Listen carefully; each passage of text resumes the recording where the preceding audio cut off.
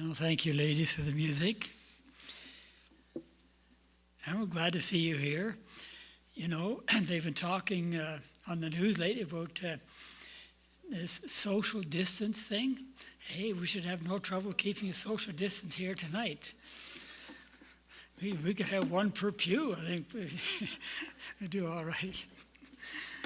Yeah, when it comes to community services, you know, I didn't have much to do with community services. Although I do recall from what Thelma was talking about last week, you know, I was at the camp when the truck would come down from Kelowna with its truckload of stuff, and we would empty it up there at the building up on the J Hill. But some of us likely have had something to do with these containers.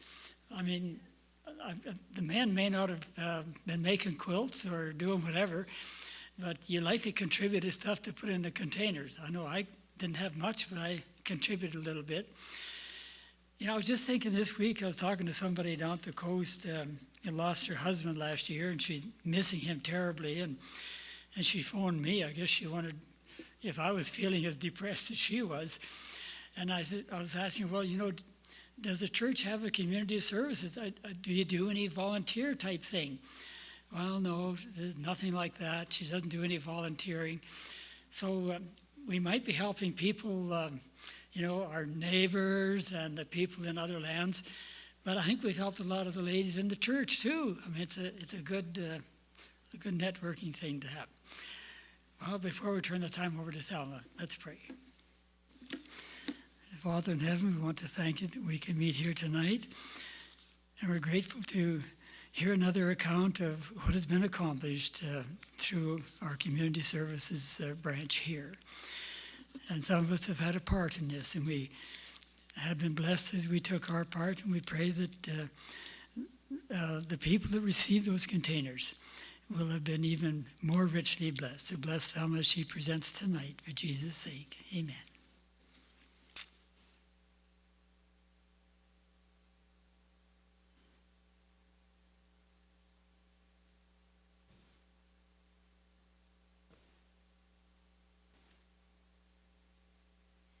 These knees aren't working well tonight. And I just realized it's the wind. That's probably got the man cold. So, good evening. Not morning, but good evening. And so, yes, last week I was a little nervous at what was going on. But I must say, excuse me, sounds terrible. This is common for me, so okay. But I want to say a couple of things this morning, and of course again this afternoon, of Sam here, wondrous work she has done, and even made labels up and logos up and everything else, so that's just great. But I didn't have a chance to get talking to anybody this morning, and the little girl that had the prayer would not have known what this was all about, because I was trying to find somebody that could say a prayer that would remember Dieter Zuckel, Dieter and Gisela. Dieter is in the hospital as of Wednesday, either Tuesday or Wednesday, and they are planning on, if he doesn't get any better or a little bit better, they're planning on flying him helicopter to Victoria. So pray for Dieter. And we can pray for Gisela too, because she's taken it really, well, naturally. It's her husband. She doesn't want to be missing him or anything like that, but she's continuing doing hair, and she will continue doing hair as far as a lot of us are concerned.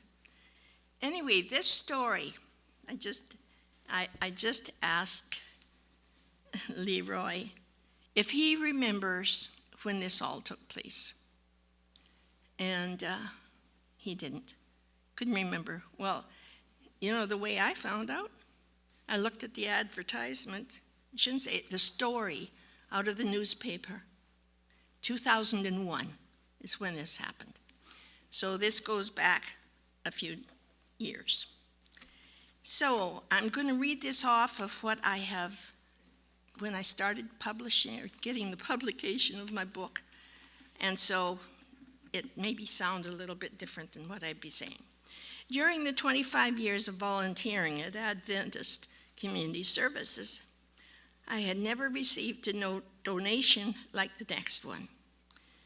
Many times I had received calls from Marie Kneller saying that Interior Health had some medical supplies that they wanted us to ship away and take away from them.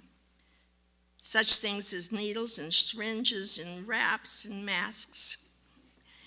And many small things that we would package them and send them to the warehouse at Hope for shipping overseas.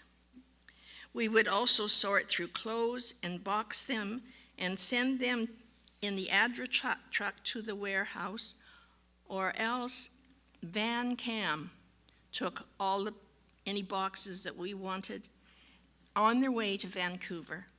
So Van Cam was very important to us all through community services. It was 25 years, and I still see them going by, and I'm thinking that they're a great company.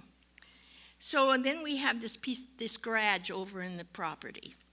If you can remember the first property that we had a garage there, and Ed would go out quite a bit, pick things up and put it in the garage. And of course, it was all we thought, going to Hope to be bagged up there and shipped overseas.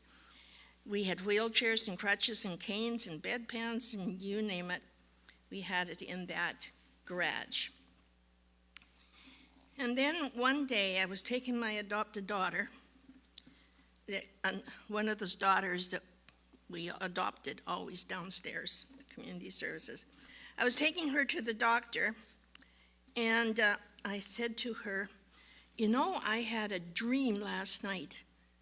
I was surrounded by beds. And she said, "Oh, Mom, you're always talking community services.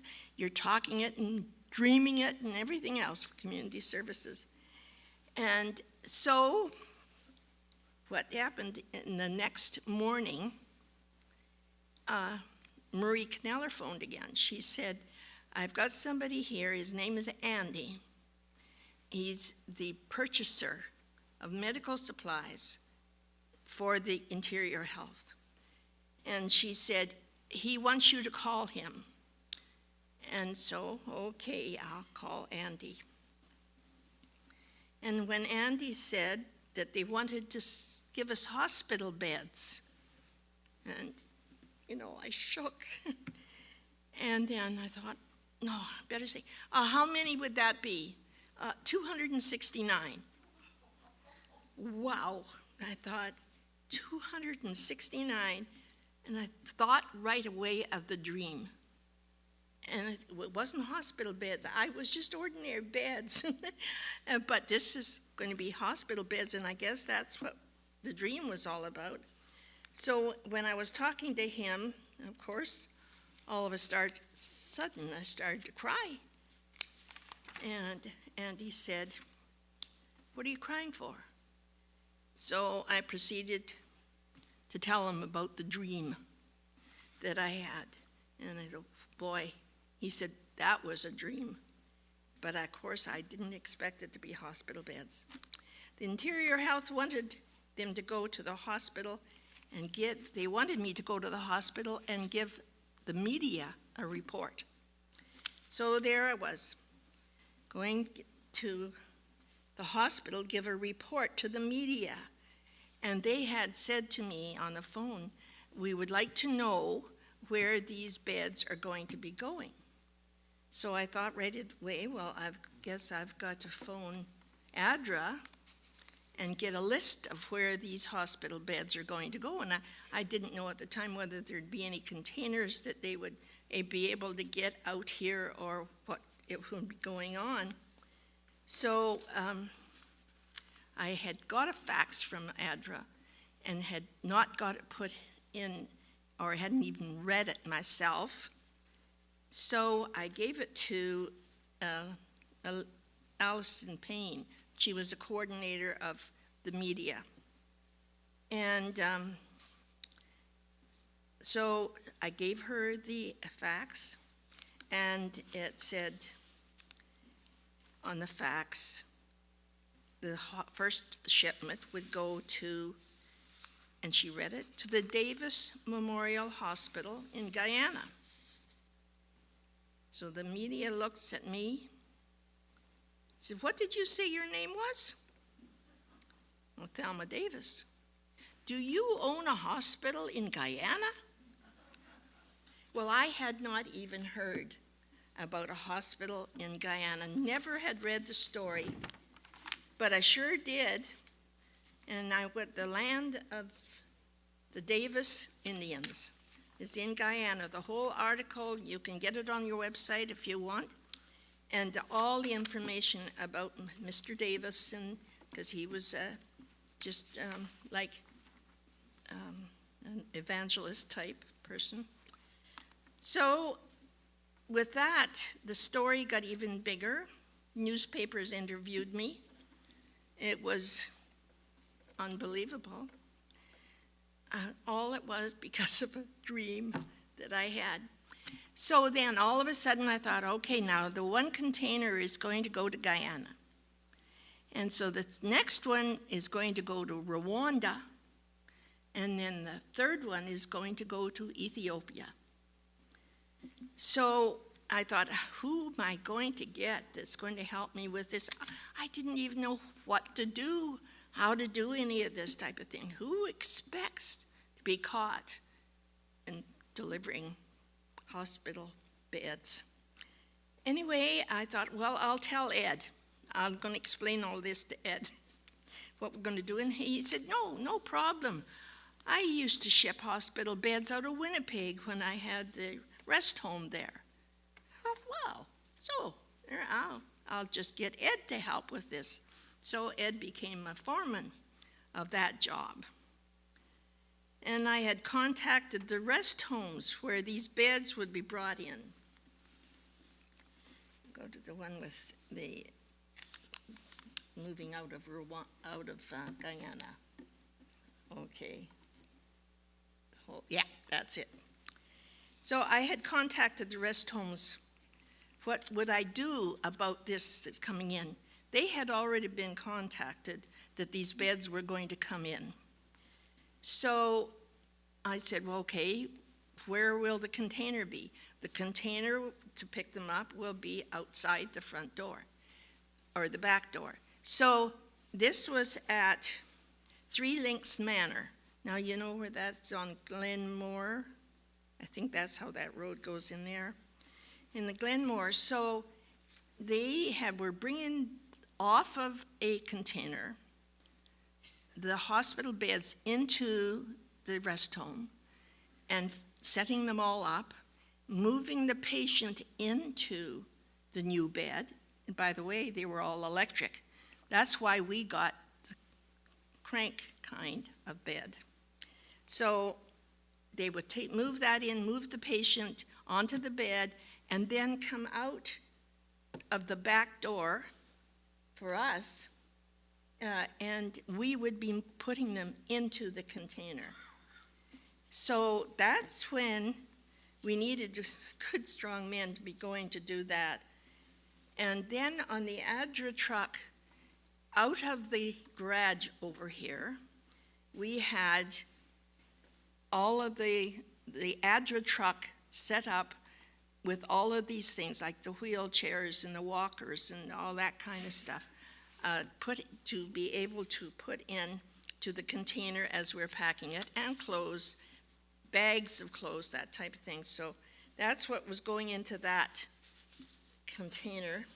And there was Frank McMiller was in, well, I didn't see him there. Frank McMiller was in that truck. Dave and Judy, the ADRA people, the smaller truck for ADRA, and then Frank McMiller, and then it was a CBC radio. That's the one that's standing by the truck. Live, he did it live that day. It was on CBC radio. And of course, J.P. Squire of the Courier was there. And then this is with the TV cameras. That's what went on there. And that was very interesting.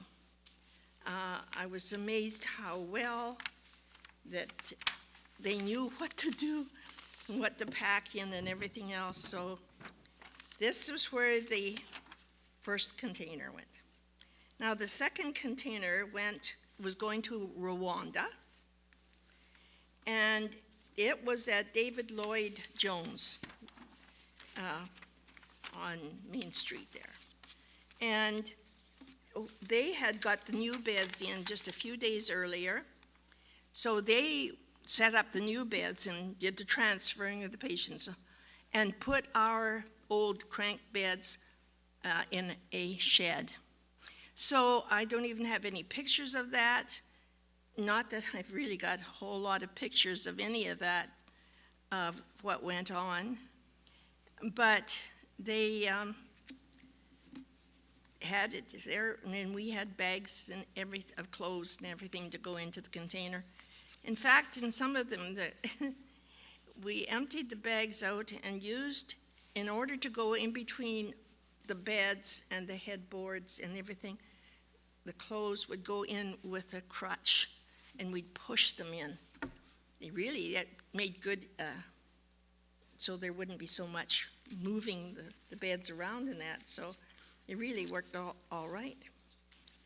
So then, the next container. Oh, I've got to tell a story. Where did I put? Oh, this is really messed up. I'm sorry. Anyway, when we finished that container, but a new Ethiopia container was coming up. And as I'm standing at the back, because I used to be in that wall in behind where all the books are, now it's the mail, where the mail is. But I said to myself, prayed to Lord, who am I going to get for this? And all of a sudden, whoa, there was Leroy Kuhn. I bet you anything Leroy would help me with that. So he was the next person in line. He was going to get this whole lot of work to do too. And I didn't know how it was going to go out, and it took the longest of any, because we were packing it. The beds had come from Penticton, and they were put into the container that we had that was left over from the forest fires. That container had all the leftover donations, and we just used off of that container. So the hospital beds were put in there. And so it was a case that when we got the container beside the gate over there, then we would move the beds in. And so it took Ed and Leroy. We had a lot of people helping for a little while, but it ended up with Leroy and Ed all through. Now, who would ever have thought that I could get Leroy? But he's ready to help. And then when I found out, it just really shocked me, was when I found out who the builder of the hospital was going to be. Well, if it's anything of what has been happening in the past, it would be a surprise. All of a sudden, Leroy's cousin was the one that was building the hospital in Addis Ababa. Am I pronouncing that right? Oh, Gimpy. Okay, right. That's right. So anyway, this is what has happened. And then I was surprised one day to get a call from Dr. Richard Hart, Loma Linda. And of course, this was going to be a Loma Linda hospital, right? I figured that. And he was saying that there was a couple of ultrasound machines that were available in Seattle. But I realized what had happened the few nights before. We did get a ultrasound from Williams Lake. And then again, here comes Van Cam. They brought the ultrasound from Williams Lake, and it was already boxed up with the wood and the frame part of it. It was really awesome what happened there. But Williams Lake, that's where it came from. And so VanCam has always been a big help to us all along, and that was moving all the clothes and everything from here to Hope. So this has been entitled The Gift to the Third World. Oh, we're already on Leroy. Yes, but have we got this? Oh, that's what we had before. Pardon me. Pardon me. I did better last week, I think. And by the way, anybody wanting to know about the Vespers last week, and it was taped. So it is available last week's and will be again this week. At the Vespers program is available on the computer at Rutland SDA Church YouTube. Vespers March the 7th. And it's going to be on, so it's going to be on DVD too, for anybody that wants any. So I just have all that little things to tell about. So anyway, this the beds went out in March rather, and then for the Ethiopia one, it went in September, right, Leroy? And since the time at the hospital beds, there was a lot of people, local people, who contacted us because they had heard, did you have any hospital beds left? And this is when we would say, yes, we have some. Would you need them? And in fact, we helped a young girl one time who was having x-rays and doing all problems with her ribs. So that first, I'm just give you a little bit of a list here of the contents that some of they got. The first container from Three Links Manor, 80 beds, clothes and bed, medical supply, and wheelchairs and crutches. And then I have a list here of who all was in there. And we had students that were packing. And it really all went very, very well. Had a big banner on it too. The second container, the David Lloyd Jones, had gone 46 beds. And we had packing to do with those. A little bit harder getting that done because they had put the beds into a shed. And it was faster for us that we could just take them out of the shed, but we're pausing for the other things to go in. And so Leroy had done it. I've got it, the Gimble Hospital. Is that it? I don't know. Anyway, that's out there. Leroy knows all about it because he went after this, when the container went down, when it's late getting down there, and Leroy went down and saw everything, saw the hospital and everything else, and so that was just great. Now the next thing that we're going to get into, and we don't have a lot of pictures on this two containers, but Judd and Karen and their sons were in the container. We're going with one container to Guyana. Now, as you know, Judd was a pilot, and the planes, the people that he took to the hospital was the Davis Memorial Hospital there. So we really don't have a whole lot of containers or a lot of things to put in the container. It was a lot of personal stuff because that was going to be their new home. But you can see where, yes, there's a little Jeep type thing, and so you were working on that container too, right, Leroy? So the next pictures we have are emptying the community services. Now we've got lots of these containers, a lot of these pictures, I should say, of moving out of the community services as it was. And it's there. Can you see that all right?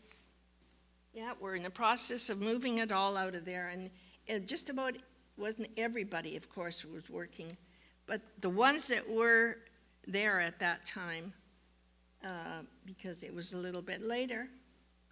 And so we did onto the parking lot, and people could help themselves and just go out with them. And there wasn't that many people there that day because it was so hot, because you can maybe see if to show the one part there where everybody was sitting on the stairs coming out of the hallway down here, those stairs right there. That was the coolest place that we had.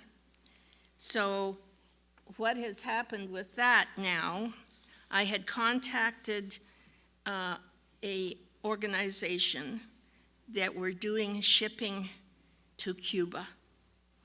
So all of what was community services, volunteered, donated goods was all shipped to Cuba. So then our next little story, oh, no, it was this one here. Did we get that on right? The shipment of love. Okay. So that was, Haiti. Did I say Cuba? Haiti. Sorry about that. This has been an off day. It's the weather. I always blame the weather. So what we consider as our container of love. Now, this last mission was sending a 40-foot container to an orphanage in Haiti. A few years ago, 2 of the young Adventist men went on a mission trip to Haiti. This was at the time of the earthquake disaster to the people in Haiti. And he said they were so excited of how they could help those young people by setting up an orphanage for them. One of these young men belonged to the wife of my trucker, Larry. Larry's Margie. And at the time we decided that he was getting this person, just a minute. At that time I had decided I was getting too old. Here I am. Too old on the work of Adventist Community Services, and beside at the time it's been hard to find somebody to help me unless I could get a man with a truck to help me, and somebody would take the volunteer job on. So I retired. So I'm still tired. Margie's Larry's wife and her son, Jonathan, thought the container that was on the property, the one that we had got back after the forest fire, the Rutland Adventist Church could be sent to a now existing orphanage in Haiti called. This is where you can get a hold of all the information. www.project7, www.New Reality International Organ. Larry and Margie had asked if I could be the leader of this outreach. I then realized I had to clear out the existing space in community services, so I proceeded to contact the organization that would be taking it to Cuba. I'm amazed that anyone would consider doing just such a thing. So there we were. Go ahead we went, packing, and packing out of the existing center.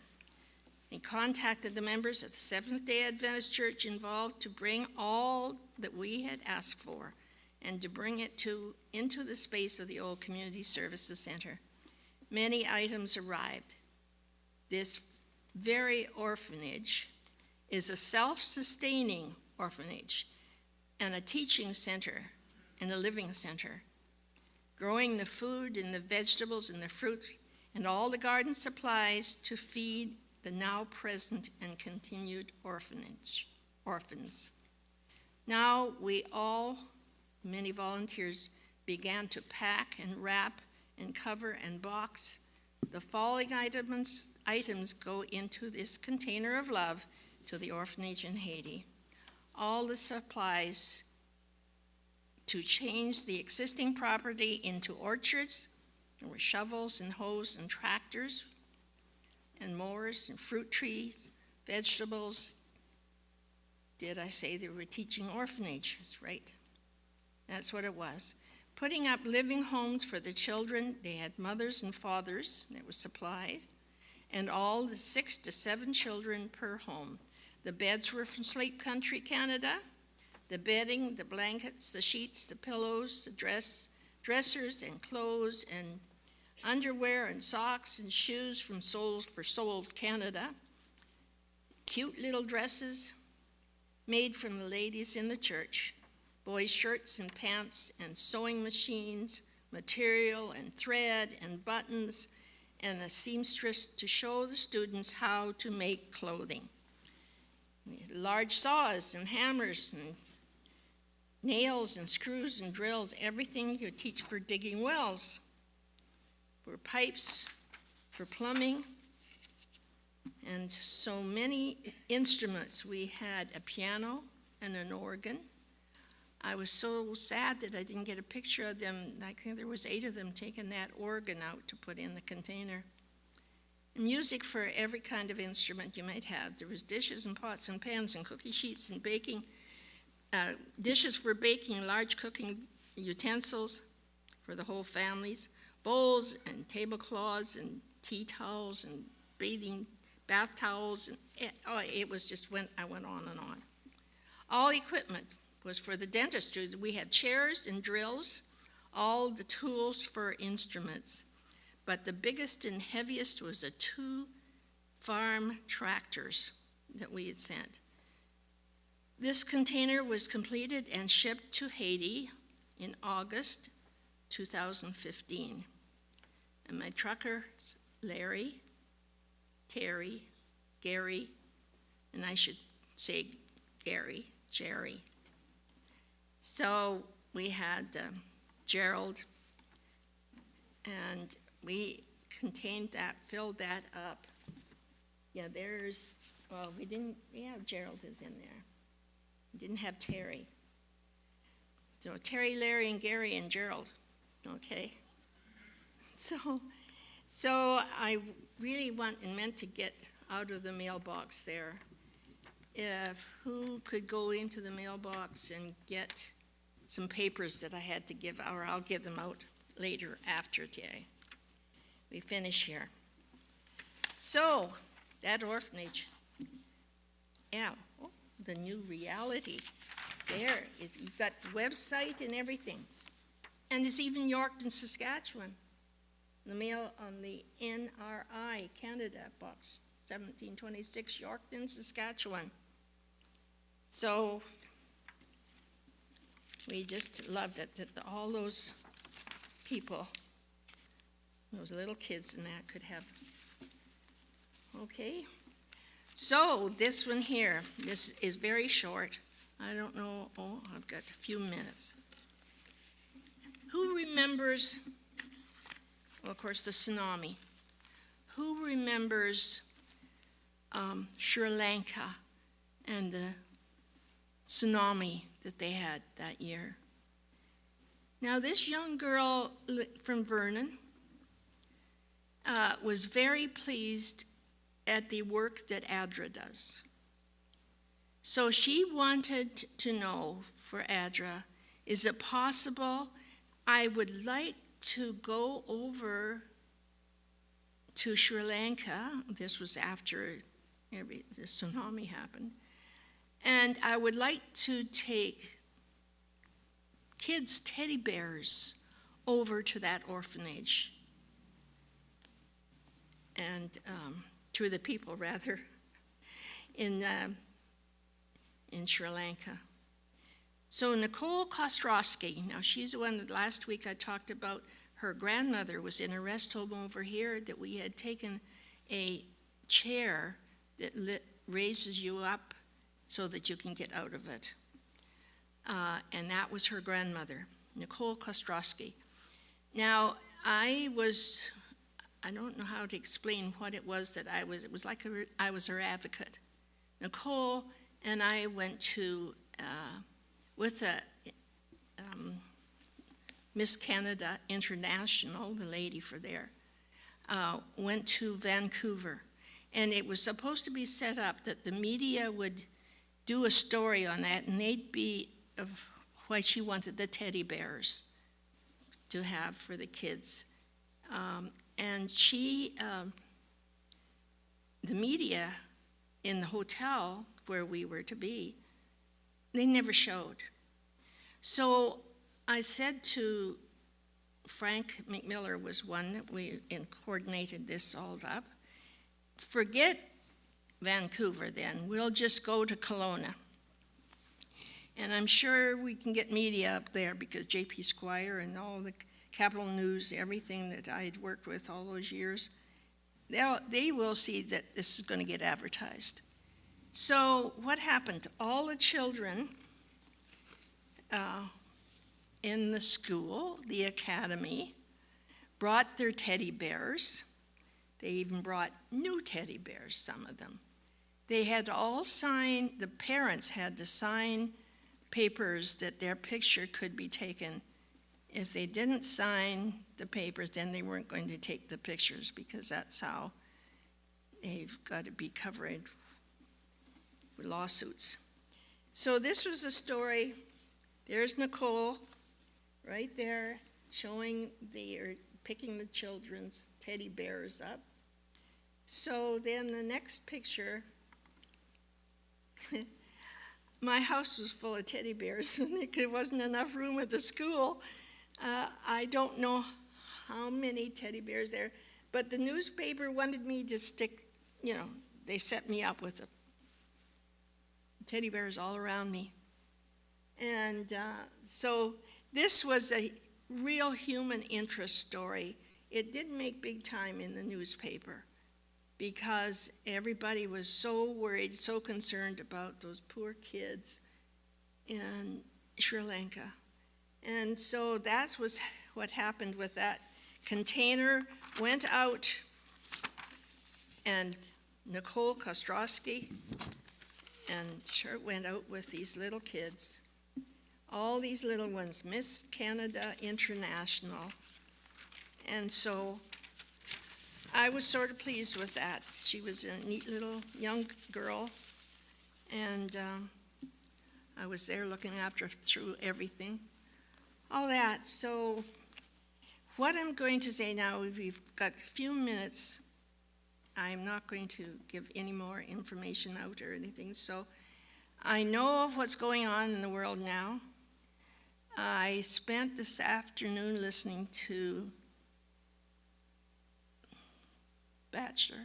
Doug Batchelor on Facebook.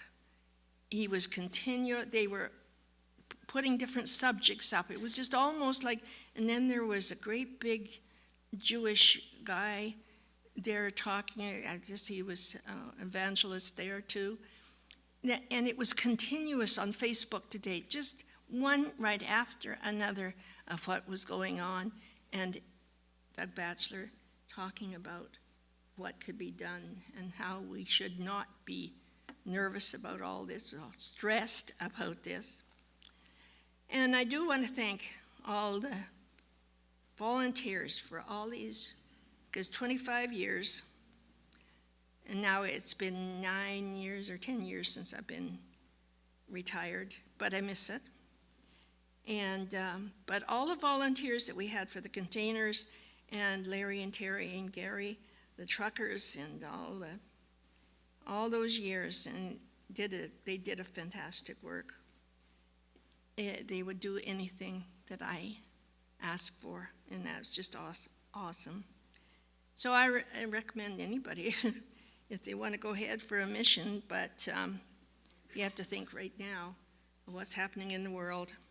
So thank you, and I want to tell you, if there's anybody that wasn't here last week, we've still got pictures over there that if they want to pick some of those up. And I think I've got copies of a lot of those, but that's not all. They're all the volunteers, but the majority there, I think anywhere 45 to 50 volunteers at a time. So I want to thank you for listening to me. And I sort of feel now I am really retired. And although I am down in I serve, not all the time, all depends on whether I'm able to walk it or not. So thank you for coming and listening to me.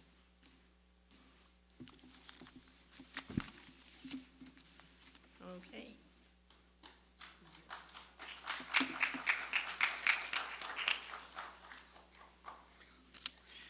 So Thelma, how many years did you serve there? 25. 25. Started in 1988. Yeah, volunteering is a good thing. It's nice to have something to occupy your time when you reach a certain age that they call retirement. And someday I'm going to reach that age. Oh, we want to thank you for all the work that you've done over those 25 years. And of course, we're grateful now for the new direction that it's taking. They may not touch quite the same number of people in the same way, but they'll be effective in their own way. So now next week, you know what's happening.